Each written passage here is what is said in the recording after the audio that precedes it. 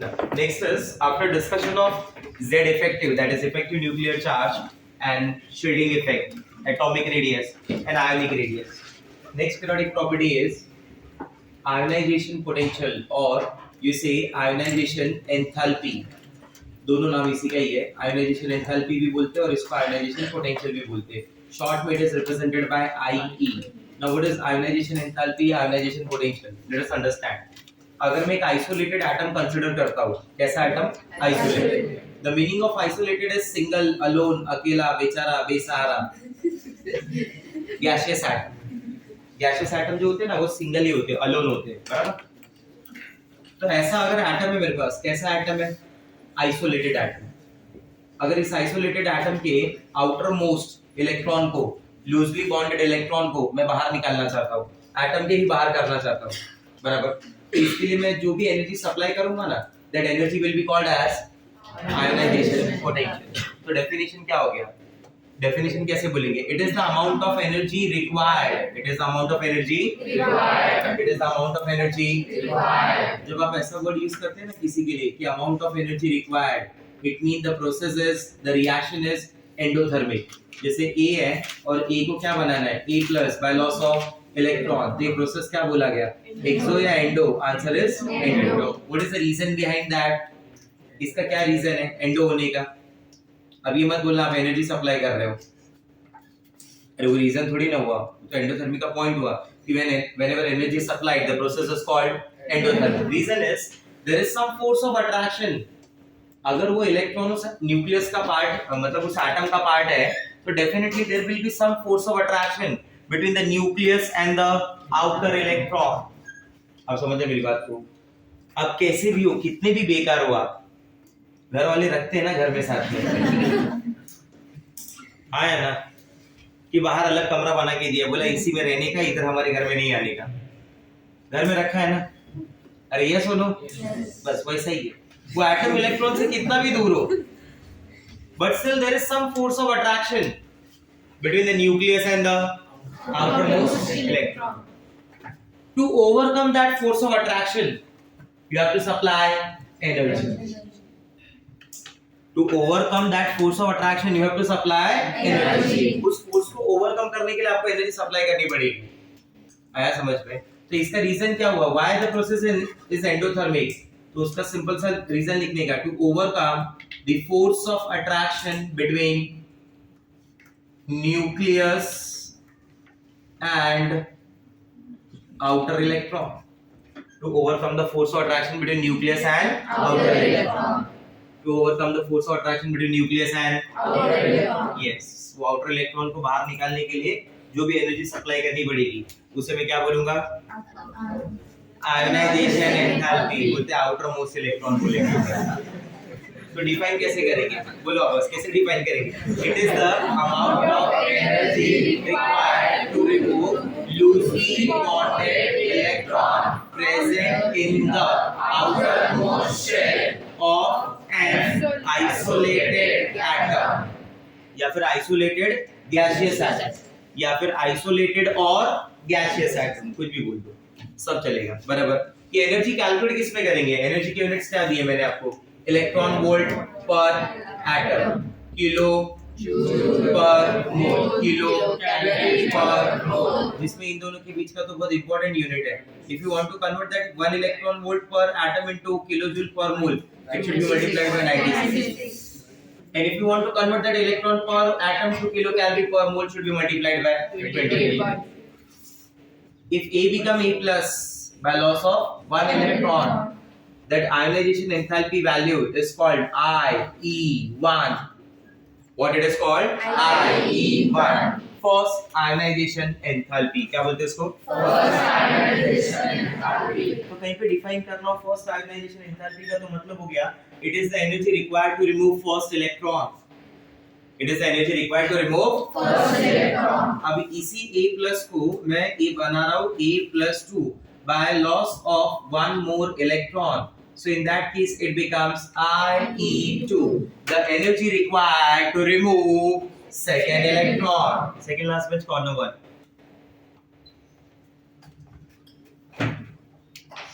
is the energy required to remove second electron.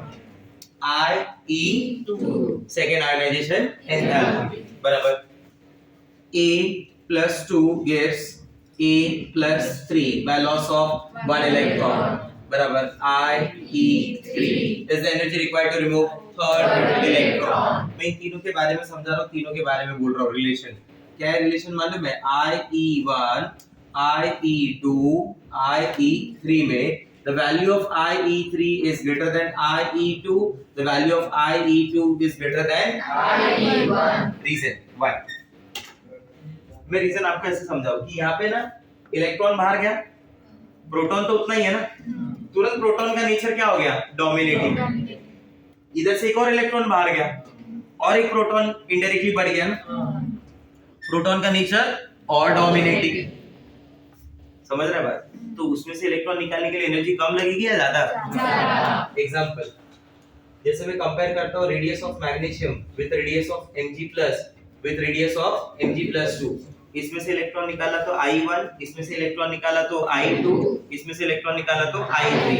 ये radius का order क्या होगा? रेडियस का order Mg+Mg2. What is the radius order? Mg is greater than Mg+ is greater than Mg+2.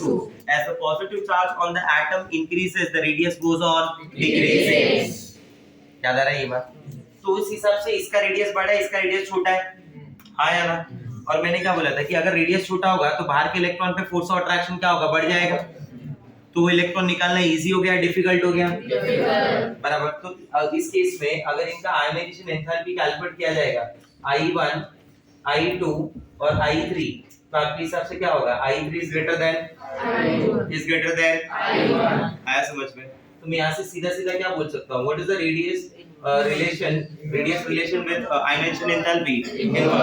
जिसकी radius ज्यादा उसकी ionization enthalpy कम. Simple सा logic. नहीं समझा मेरा बात? आया ना? क्लियर हो रहा है मेरा पॉइंट? मैं क्या बोलना चाहता हूँ? Say something, yes or no? Yes. And this is always true. This is always true. बराबर. अगर सेम एलिमेंट एटम के लिए आप ऐसा बोल रहे हो कि एटम से इलेक्ट्रॉन निकाल रहे हो, ये तो एकदम सच है. क्लियर हुआ बात? हाँ ना? कुछ तो बोलो. yes. पक्का समझ में आ रहा है क्या बोलना चाहता हूँ? Let's see. Next is the factors affecting ionisation enthalpy. What are the factors which can affect ionization? The first factor is the radius. The relation with radius is inverse. The second factor is Z effective, that is effective nuclear charge.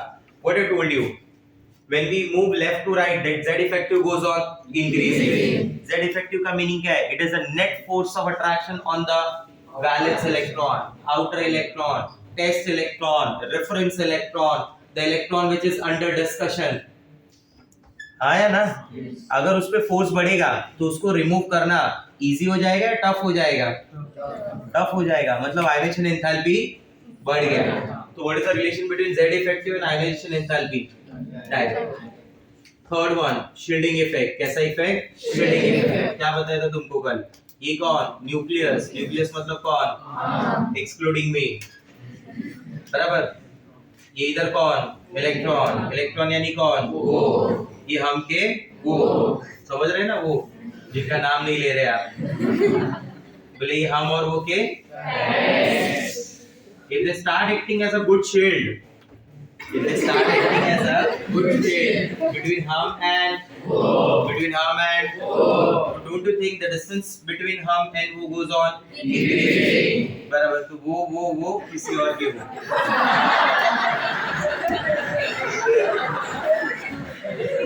अरे हाँ या ना? Loss of electron takes place easily या difficult है? एकदम easily. रास्ता clear है कितने सारे लोग? बच्चे ध्यान ना दे इधर.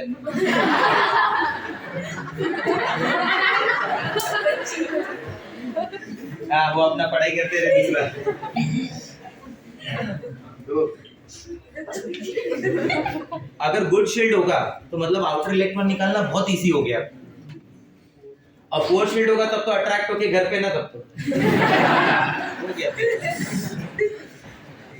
तो मतलब रिलेशन क्या बना शील्डिंग इफेक्ट के साथ? डायरेक्ट. अगर गुड शील्ड है, कैसा शील्ड है? Good shield. नहीं सॉरी, उल्टा लिख दिया, रिलेशन क्या बना, इनवर्स।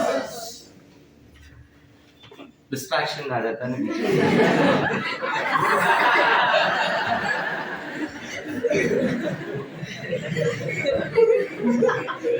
तो अगर गुड शील्ड है, कैसा शील्ड है, गुड शील्ड, तो उस केस में आयनाइजेशन एंथैल्पी एकदम लो रहेगी, इलेक्ट्रॉन फट से रिमूव होगा। पुअर शील्ड है तो ज्यादा। समझा मेरा बात? Point number 4, stable electronic configurations. कुछ ऐसे कॉन्फ़िगरेशन होते हैं ना अपने पास जो काफी स्टेबल होते हैं, बराबर। वो कॉन्फ़िगरेशन कौन से होते हैं मालूम है?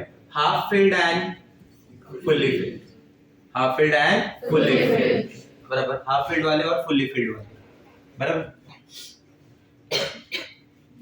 1s2 s2 याद आ रहा है कुछ? कौन से कॉन्फ़िगरेशन काउंट होते हैं याद है? हाफ फील्ड और फुल्ली फील्ड में p3 हाफ फील्ड है, बराबर। d5 हाफ फील्ड है, f7 हाफ फील्ड है। फुल्ली फील्ड में क्या काउंट होता है बताओ? नहीं s2। सर आप तिकडे s1 लिखना भूल गए। s1 कंसीडर नहीं होता, I told you earlier. s1 के ना थोड़े रूल्स अलग है। s1 is group number 1। If they lose one electron ना, if they lose one electron, they become they behave like they acquire configuration like noble gases, और noble gases से ज्यादा stable कोई नहीं होता, noble gases से ज्यादा स्टेबल कोई नहीं है, तो अलग लेवल पे स्टेबल हो गया ना। तो S1 क्या जाएगा, एक इलेक्ट्रॉन में इजीली दे दूं, इसलिए S1 का इलेक्ट्रॉन इजीली जाता है, हम लोग उसको स्टेबल में काउंट नहीं करते। S2 हो गया, P6 D10 F14, आपको समझ आ रहा है मेरा बात? P3 D5 F7 S2 P6 D10 F14, all these configurations are stable, बराबर। ऐसा कॉन्फ़िगरेशन किसी के पास आउटर मोस्ट में है, बराबर, तो they possess more ionization enthalpy। तो स्टेबल इलेक्ट्रॉनिक कॉन्फ़िगरेशन का रिलेशन क्या आ गया, डायरेक्ट, बराबर। मैं आपको कंपेयर करके बताता हूँ। मान लो कि अगर कहीं पे NH2 है और सामने वाले के पास NH2 NP1 है, बराबर, तो NH2 इलेक्ट्रॉन इजीली नहीं देगा, इजीली कौन देगा, NP1, बराबर। तो इसका आयनाइजेशन एंथैल्पी क्या हो गया, ज्यादा। जैसे मैं कंपेयर कर रहा हूँ बेरिलियम को बोरॉन के साथ। बेरिलियम क्या होता है मालूम है, 1s2 2s2। बोरॉन क्या होता है, 1s2 2s2। चेक दिस, ये 2s2 इसी के जैसा हुआ ना। बेरिलियम का आयनाइजेशन एंथैल्पी क्या होगा, ज्यादा compare to boron. Boron will give electron easily, beryllium नहीं देगा, क्योंकि वो कॉन्फ़िगरेशन में क्या है, stable. You check magnesium with aluminium, magnesium आखिरी में क्या आता है, 3s2, aluminium क्या आता है, 3s2 3p1, बराबर। तो इस हिसाब से तो ग्रुप नंबर 2 और ये कौन है मालूम है, ग्रुप नंबर 13, तो उसमें ज्यादा हमेशा कौन होगा, ग्रुप नंबर 2, जो इनिशियली एलिमेंट्स है उनके कंपैरिजन में। अगर मैं कंपेयर करूं NH2 NP3, बराबर, या फिर मान लो ऐसे NH2 NP2 with NH2 NP3 और with NH2 NP4, आपको क्या लगता है इसमें सबसे ज्यादा स्टेबल कौन है, NH2 NP3। आपको नहीं लगता ये सब एक ही सीक्वेंस में आएंगे? ये ग्रुप नंबर 14 NH2 NP2 है, ग्रुप नंबर 14, 4 वैलेंस इलेक्ट्रॉन है। ग्रुप नंबर 15, ग्रुप नंबर 16, तो ग्रुप 15 वाला 14 और 16 दोनों से ज्यादा होगा। तो कार्बन नाइट्रोजन ऑक्सीजन किसका IE1 ज्यादा, आया समझ में बात? क्योंकि उसका कॉन्फ़िगरेशन क्या है, स्टेबल। समझा मेरा बात? क्लियर हो रहा है पॉइंट? Number 5, penetration power. किसमें से इलेक्ट्रॉन निकालना इजी होता है? जैसे S है ना, S, this is the penetration power. S को पेनिट्रेट करने के लिए required energy is very high. S में से इलेक्ट्रॉन निकालना इजी नहीं है। अगर मैं आपको एक ही शेल के, जैसे थर्ड शेल की बात कर रहा हूं मैं, कौन से शेल की, थर्ड शेल में 3 सब शेल होते हैं, ये तो आपको पता है ना, 3s 3p 3d। तो उसमें से 3s is very close to nucleus. सबसे ज्यादा क्लोज न्यूक्लियस को कौन होता है मालूम है, S सब shell, 3s 3p 3d। This 3d वाला will give electron easily, will give electron easily। आप खुद ही सोचो ना, अगर ये वेरी क्लोज टू न्यूक्लियस है मतलब इसको अट्रैक्शन ज्यादा है, अट्रैक्शन ज्यादा है मतलब उसको निकालना डिफिकल्ट है। नहीं समझा? आया ना, अट्रैक्शन ज्यादा है, समझ रहे बात, तो उसको निकालने के लिए एनर्जी ज्यादा है। समझे नहीं समझा मेरा? क्लियर हो रहा है मैं क्या बोलना चाहता हूँ? अरे से समथिंग, यस और नो? यस।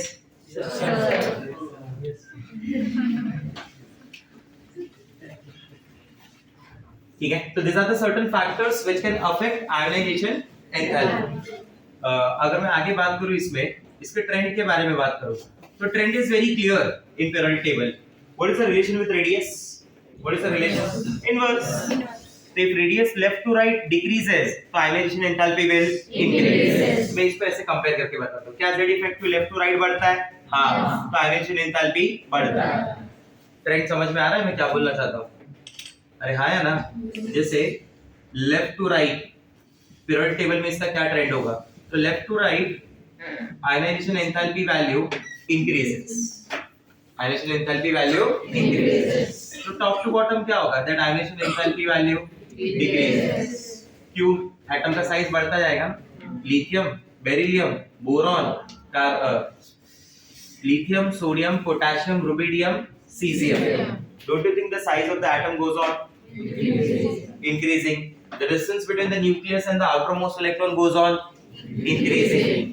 तो जितना ज्यादा डिस्टेंस बढ़ेगा, बराबर, उतना फोर्स ऑफ अट्रैक्शन क्या होगा? कम होगा.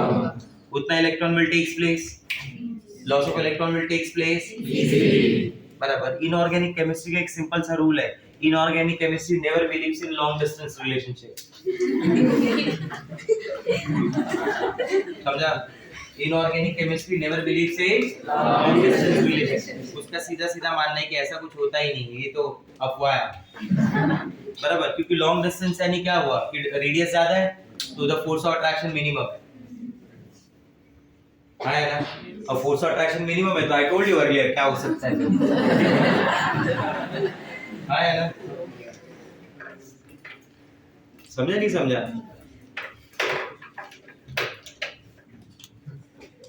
देख, लेफ्ट टू राइट क्या हो रहा है? आयनाइजेशन एंथैल्पी बढ़ रहा है और top to bottom ionisation enthalpy कम. तो this is the trend followed.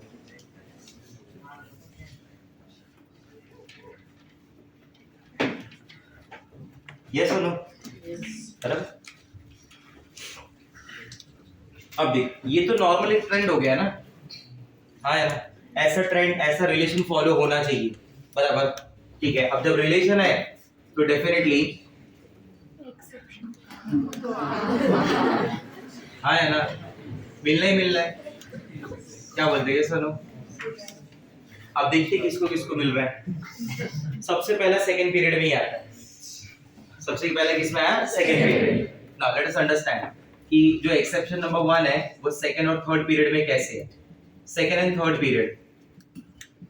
अब इसके अकॉर्डिंगली तो क्या मालूम है? Left to right ionization enthalpy should increase. तो इसमें ऐसा है lithium, beryllium, boron, carbon, nitrogen, oxygen, fluorine, neon. तो सीधा सीधा क्या होना चाहिए? बढ़ना चाहिए. बट सीधा सीधा थोड़ी ना चलता है कि नहीं? कैसे चलेगा मालूम है? लिथियम से बेरिलियम बढ़ेगा, बेरिलियम से बोरॉन कम हो जाएगा. I told you. ये मत बोलना आपने बताया नहीं था हमको. यस और नो? कितनी बार इनडायरेक्टली बोल चुका हूं. पढ़ाई पे ध्यान दो. बोरॉन से कार्बन क्या होगा? बढ़ेगा ना. कार्बन से नाइट्रोजन वापस बढ़ेगा, वापस कम होगा, फिर बढ़ेगा, फिर बढ़ेगा. फ्लोरीन से नियॉन तो बढ़ना ही है, ज्यादा बढ़ेगा. नियॉन तो हाईली स्टेबल है, तो उधर तो और ज्यादा एनर्जी लगेगी टू रिमूव दैट इलेक्ट्रॉन. बोलो क्या बोलते हो? समझ में आ रहा है? ठीक है. नेक्स्ट. अब इसको मैं ऐसे भी लिख सकता हूँ थोड़ा चेंज करने के लिए. थोड़ा चेंज के लिए मैं इसको ऐसे लिख देता हूँ. बोरॉन इकडे आणि बेरिलियम तिकडे. बराबर. इथे क्या होगा? ऑक्सीजन इकडे आणि नाइट्रोजन तिकडे. सही यस और नो? समझ आ रहा है बात? देखो next is this is what? Sodium. This is aluminium. Directly मैं वही ऑर्डर लिख रहा हूँ.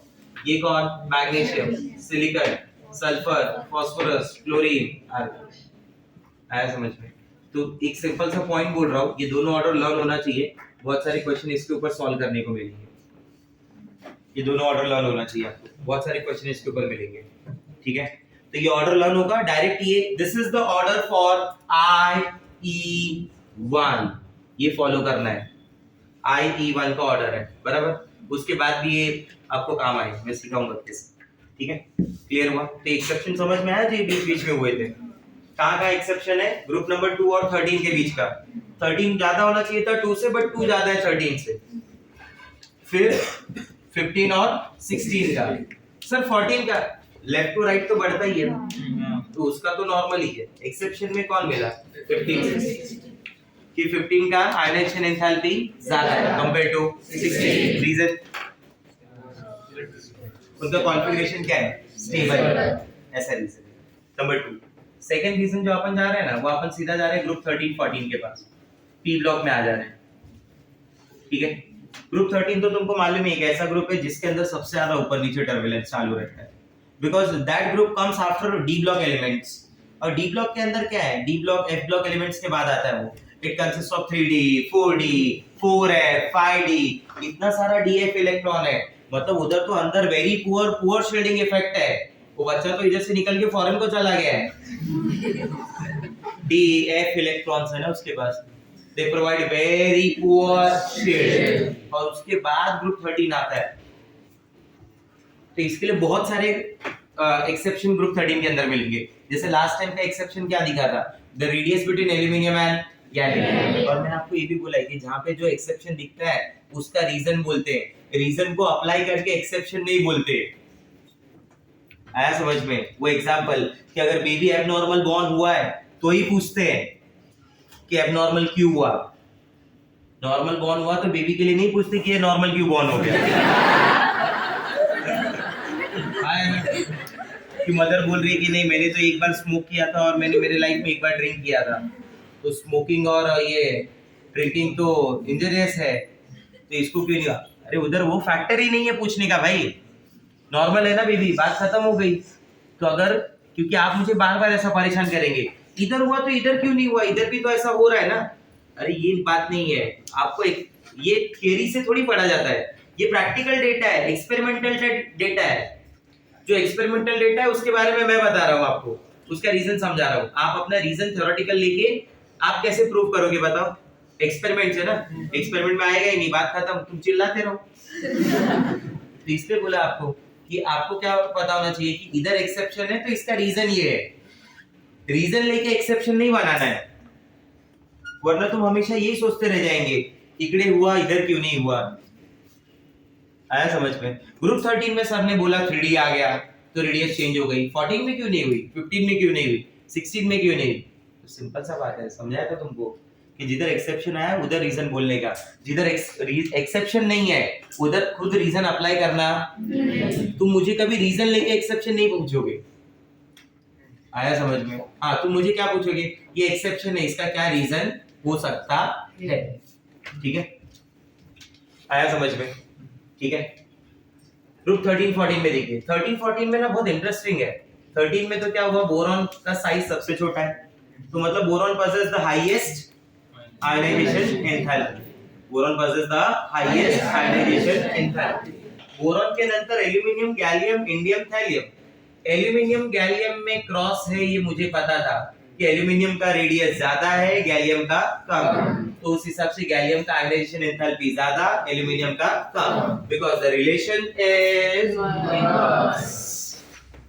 ये तो मैंने सुना था, मुझे एक्सपेक्टेड ही था कि ये बंदा अभी धोखा देने वाला है, इसको एक बार धोखा मिला तो रिलेशन इनवर्स घूम गया। बराबर, पॉइंट किधर घूम गया मालूम है? बोरॉन के बाद थैलियम आ गया। बोरॉन के बाद कौन आ गया?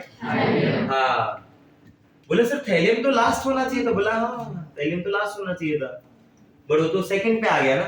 बोरॉन का वैल्यू इज अप्रोक्सीमेटली 801 के आसपास होता है। ठीक है, थैलियम इज अराउंड 588 समथिंग और 580, no need to add this values, मैं आपको जस्ट रियलाइजेशन के लिए समझा रहा हूं। Gallium is around 579, it is around 575 और 77, आपको नोट्स में भी लिखा हुआ मिलेगा वैल्यूज।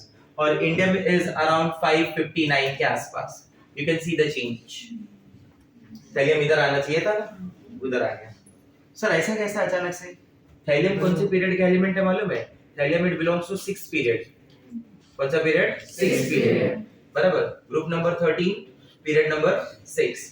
पीरियड नंबर 6 में कौन आता है मालूम है? लैंथेनॉइड्स आते हैं पहले, फिर कौन आता है मालूम है? 5D आता है। लैंथेनॉइड का 4F14 होता है, 5D वालों का 5D10 होता है, मतलब इनके पास 3D10 4D10 तो ऑलरेडी भरा पड़ा रहेगा। हाँ या ना? किसी के पास अगर 5D इलेक्ट्रॉन्स है मतलब 4D और 3D तो है ही भाई, तो उसका inner shell is basically DNF electrons, so that provide which kind of shell? poor shell. In that case, the force of attraction on the outer electron will so easy to remove or difficult to remove? Difficult. इसलिए उसकी थोड़ी ionization enthalpy value बढ़ गई. अभी भी नहीं समझा मेरा बात? थोड़ा ज्यादा हो गया स्लाइडली. और देखो ना इतना ज्यादा नहीं है बट 588 मार्क्स वाला 579 मार्क्स वाले से ज्यादा है. बस बात खत्म. नहीं समझा मेरा पॉइंट? ठीक है. Similar things happen with group number 14 also. Similar कुछ ऐसा 14 के साथ भी हुआ. Carbon, silicon, germanium, lead, tin. But इधर इफेक्ट थोड़ा कम दिखा क्योंकि इधर इफेक्ट ऑलरेडी बहुत ज्यादा दिख गया था. इसके बाद लेड आता है ना, बराबर. 6 पीरियड में इनका लास्ट एलिमेंट होता है नियोनियम. इनका लास्ट एलिमेंट होता है कार्सेगेली सोनू ए मॉस्कोवियम.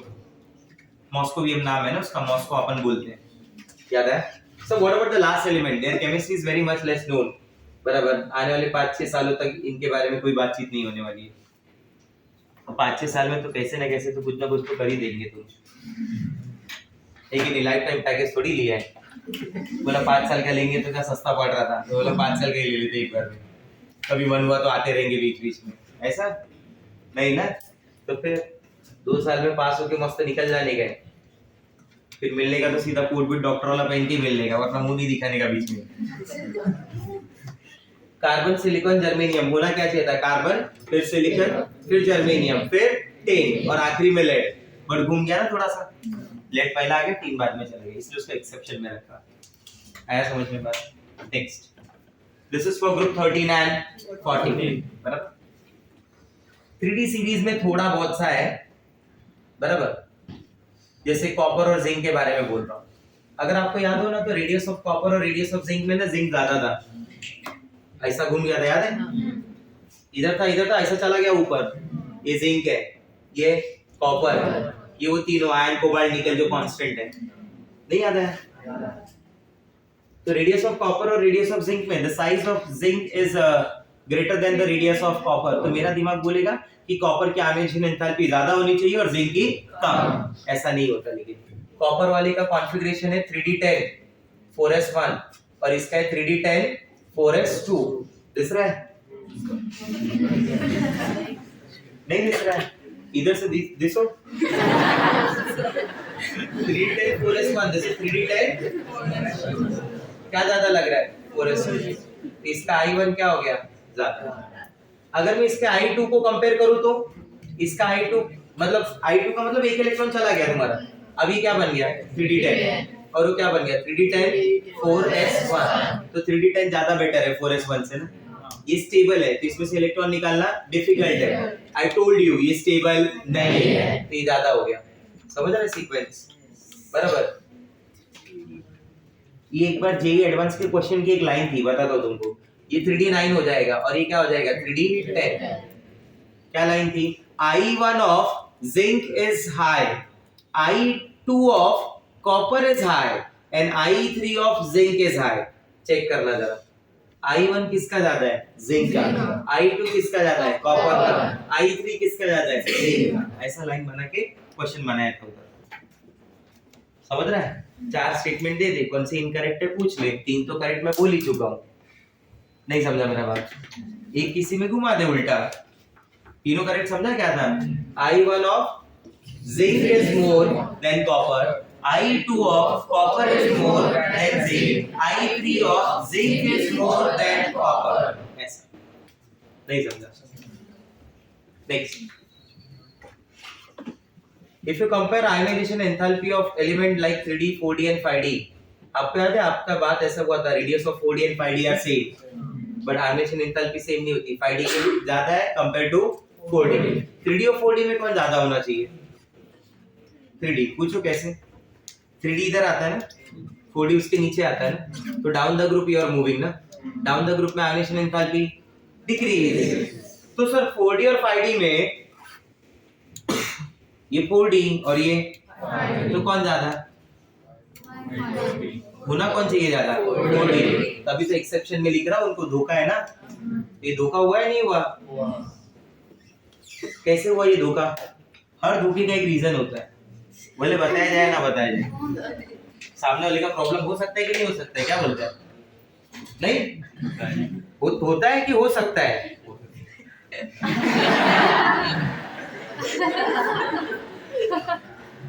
दोनों अलग अलग स्टोरी है। एक हो सकता है और एक होता है, दोनों में बहुत डिफरेंस है। हो सकता है कोई ऐसा बोलते ना कि सुना सुनाई बातों पे बोल रहा है, होता है वाला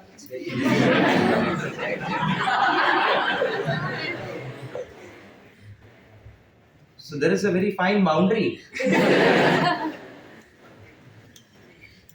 गौरव, होता है हो सकता है? हाँ? अरे कुछ तो ओपिनियन रहेगा ना। हो सकता है, ये तो बोल रहा है होता है, ये भी क्या फिर अभी। Let's see. मैं मालूम पड़ा तीसरा भी कोई रहेगा, बोला फ्रीक्वेंटली होता है। अरे तब तो फिर What happened, Pa?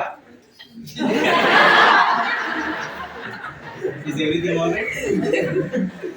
Sure. ऐसे कुछ आंखों में ऐसे ऐसे हाँ? नहीं ना? All okay? Yes. Back to discussion.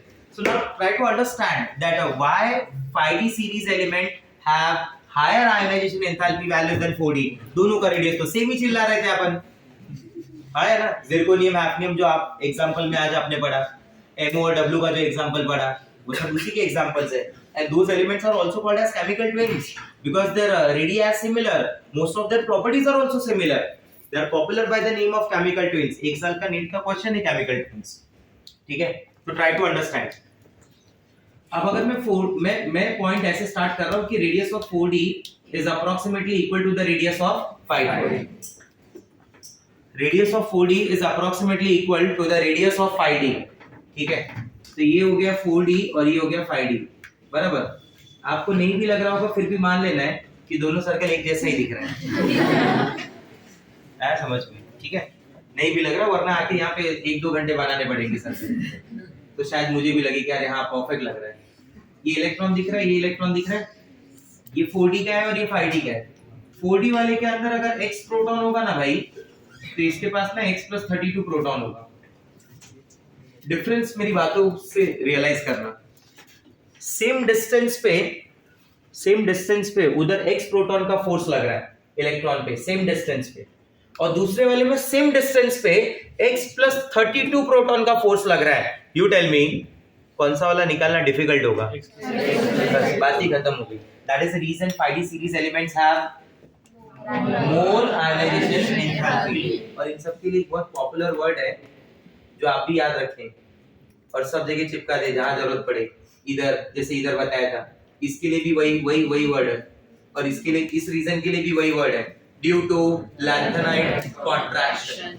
जब कुछ समझ में ना आए तो यही बोल देना, थोड़ा चांसेस है कि बच जाएंगे अगर वहां से रिलेट हुआ तो ड्यू टू लैंथेनाइड कॉन्ट्रैक्शन। समझा मेरा बात? क्लियर हुआ मेरा point? So this are the certain exceptions related with ionization enthalpy. ठीक है, फोटो ले लेंगे फटाफट, इसके आगे का पार्ट पढ़ा रहा हूं। Back to discussion, the next part. कभी ये तो एक्सेप्शन भी हो गया ना। Now what are the applications of ionization enthalpy? Let us understand कि आयनाइजेशन एंथैल्पी से आप कौन से टर्म को डिस्कस कर सकते हो। ठीक है, तो एप्लीकेशन में जो सबसे पहला टर्म है ना, वो है मेटालिक नेचर। ऐसे दो वर्ड हैं जो थोड़े सिमिलर हैं आपस में, समझने उनको कभी। Metallic nature and metallic strength. Metallic nature and metallic strength, दोनों वर्ड अलग अलग है। सिमिलैरिटी बोलने में लगे, समझने में हो सकता है, तो इसलिए मैं क्लियरली बोल रहा हूँ कि मेटालिक नेचर अलग टर्म है, मेटालिक स्ट्रेंथ अलग टर्म है। वो बॉन्ड एटम के स्ट्रेंथ को बता रहा है उस मेटल के। मेटालिक नेचर वो अपने आप को प्रूव कर रहा है मैं कितना अच्छा मेटल है। इज बेसिकली द टेंडेंसी, बराबर, उसका इलेक्ट्रोपॉजिटिव नेचर का टेंडेंसी है, is the tendency to lose electron. I repeat, is the tendency to lose electron. Is the tendency to lose electron. ये टेंडेंसी है इलेक्ट्रॉन लूज करने की। कौन इलेक्ट्रॉन इजीली लूज करेगा? सोचो ना जरा, जिसका आयनाइजेशन एंथैल्पी ज्यादा होगा या जिसका आयनाइजेशन एंथैल्पी कम होगा? कम होगा। तो what's the relation between tendency to lose electron and IE? Inverse. Direct कौन बोला? डायरेक्ट वर्ड भी आया। डायरेक्ट रहेगा तब तो ऐसा हुआ ना, लूज इलेक्ट्रॉन ज्यादा है तो आयनाइजेशन एंथैल्पी ज्यादा है, ऐसा नहीं ना। टेंडेंसी टू लूज इलेक्ट्रॉन अगर ज्यादा है मतलब उस एलिमेंट का आयनाइजेशन एंथैल्पी वैल्यू कम है। मेटालिक नेचर डायरेक्टली प्रोपोर्शनल है टेंडेंसी टू लूज इलेक्ट्रॉन, ये इसको इनवर्सली प्रोपोर्शनल है। A is directly proportional to B, B is inversely proportional to C. So what's the relation between A and C? Wow, very nice. तो factor क्या आ गया अपने पास बोलो? कि metallic nature is inversely proportional to ionization. मतलब अगर मैं सोडियम और मैग्नीशियम को कंपेयर करूं तो सोडियम की आयनाइजेशन एंथैल्पी वैल्यू कम है इलेक्ट्रॉन देने की, मैग्नीशियम की ज्यादा है, तो सोडियम का मेटालिक नेचर ज्यादा है। समझा मेरा बात? दूसरा एक फैक्टर होता है जिसको बोलते हैं रिड्यूसिंग एजेंट। कौन सा फैक्टर बोलते हैं? Reducing agent, also called as reducing power, also called as reducing power, बराबर। जिसको अपन ऐसे वर्ड से याद रखते हैं, रेल। क्या बोलते हैं? रेल। वो गाना सुना है, तू किसी रेल से गुजरती है? नहीं, तब क्या सुना तुमने? इधर ध्यान से देखो। जिसको बोलते हैं R, that R stands for reducing, that R stands for reducing, A stands for agent, L stands for lose, E stands for electron। वो reducing agent होते हैं जो इलेक्ट्रॉन लूज करते हैं, वो reducing agent होते हैं जो इलेक्ट्रॉन लूज करते हैं, बराबर। और जो इलेक्ट्रॉन लूज करते हैं ना, जिनमें इलेक्ट्रॉन लॉस होता है, बराबर, ऐसे प्रोसेस को नाम देते हैं ऑक्सीडेशन।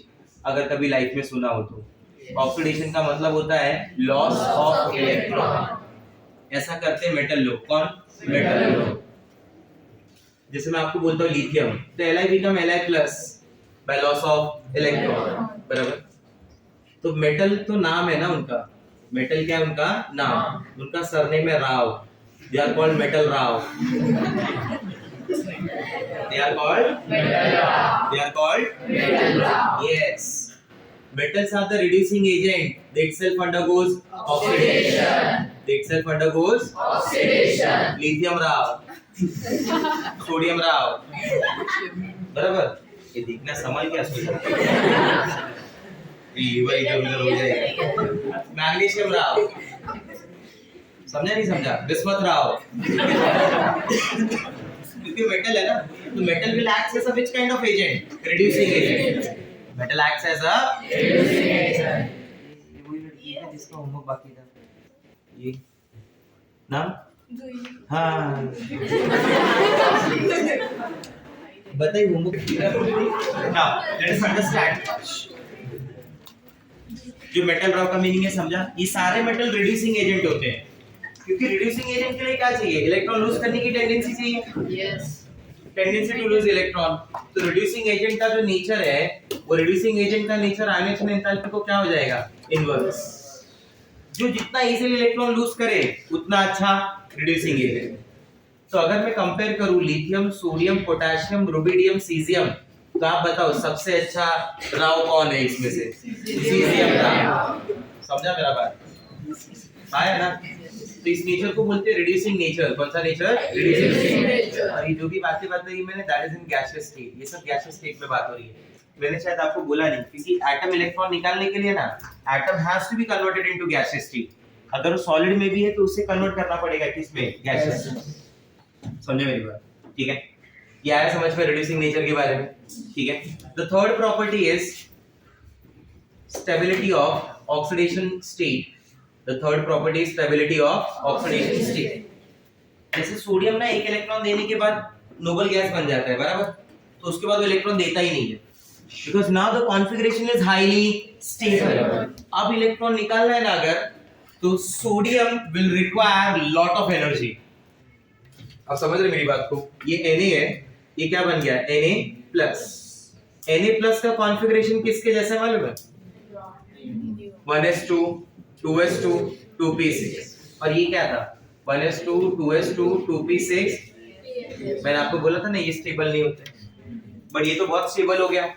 अब इसमें से अगर Na+ से क्या बनाना है? Na+2, एक और इलेक्ट्रॉन निकालना पड़ेगा ना, इसको बोलेंगे IE1, इसको बोलेंगे IE2। ये बनता ही नहीं, क्यों? क्योंकि IE1 से IE2 का वैल्यू बहुत ज्यादा है, इसलिए Na का स्टेबल कॉन्फ़िगरेशन क्या होता है? 1। इसको बोलते हैं ऑक्सीडेशन स्टेट। जो चार्ज होता है उस चार्ज का नाम क्या है? Oxidation state. तो सर Mg में फिर ऐसा है क्या? Mg से Mg प्लस बनता है, प्लस से जैसे ही +2 बना ना, तुरंत ये क्या बन गया? Neon, noble gas. 1s2 2s2 2p6। ये क्या था? 1s2 2s2 2p6 3s2। 12 था ना, 2 इलेक्ट्रॉन चले गए। देखो तो I1 से बड़ा है I2, बट इधर I3 और I2 के बीच में बहुत बड़ा गैप है। समझ गए मेरी बात को? तो इसका बोलने का मतलब क्या है मालूम है? कि जब किसी एनर्जी में आपको एक बहुत बड़ा गैप दिखने लगे, तो आप समझ जाना कि वो एलिमेंट शायद अब इलेक्ट्रॉन देना नहीं चाहता है। उसके ऊपर जो चार्ज है वो उसका स्टेबल चार्ज है, वो उसका स्टेबल चार्ज है। जैसे 1A ग्रुप के लिए मैंने चार्ज क्या बताया था? +1। 2A ग्रुप के लिए चार्ज क्या बताया था? यही रीजन है कि that configurations become stable, those configurations become stable। आप समझ रहे मेरी बात को? ठीक है। The last point यहाँ से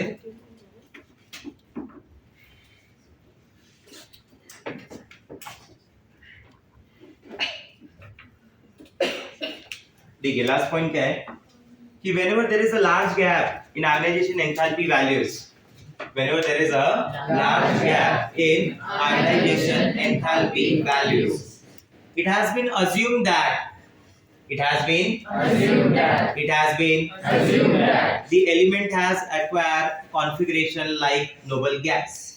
The element has acquired configuration like noble gas। देखिए, अगर कहीं पे 10 लिखा हुआ है, 20 लिखा हुआ है, 30 लिखा हुआ है, 40 लिखा हुआ है और फिर 400 लिखा हुआ है, और उसने मेंशन किया कि IE1 है, ये IE2 है, ये IE3 है, ये IE4 है और ये IE5 है, तो आपको नहीं लग रहा 4 और 5 के बीच में अचानक से बहुत बड़ा गैप आ गया? इसका मतलब 4 इलेक्ट्रॉन देने के बाद दैट कॉन्फ़िगरेशन बिकम स्टेबल, वो नोबल गैस कॉन्फ़िगरेशन बन गया। वो क्या बन गया बोलो? Noble gas configuration. आप समझ रहे मेरी बात को?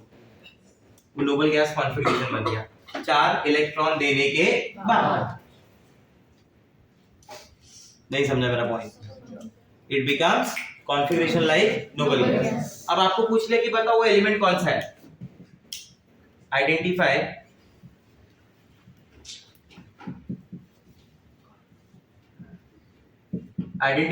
the element। First boron, second carbon, third nitrogen, fourth oxygen. का आंसर है कार्बन, क्योंकि कार्बन का कॉन्फ़िगरेशन क्या मालूम है? 1s2 2s2 2p। What is the configuration of carbon? 1s2 2s2 2p। देखो, एक इलेक्ट्रॉन गया, 2 गया, 3 गया, 4 गया, 4 जाने के बाद क्या बच गया? हीलियम। बन गया ना नोबल गैस। इसलिए पांचों इलेक्ट्रॉन निकालने को एनर्जी बहुत ज्यादा हो गई। ऐसे एक टाइप का क्वेश्चन बनता है, आया समझ में? क्या बोला मैंने उसके लिए? whenever there is a large gap, बोलो, whenever there is a large gap in ionization enthalpy values, it has been assumed that the element has acquired configuration of like noble gas। इस एलिमेंट के पास Nobel जैसा configuration आ गया, इसलिए उसमें electron निकालने के लिए लगने वाली एनर्जी बहुत ज्यादा है। समझा मेरा बात? क्लियर हो मेरा पॉइंट? से समझिए सब लोग? ठीक है, चलो बाय एवरीवन, जा सकते हैं सब लोग।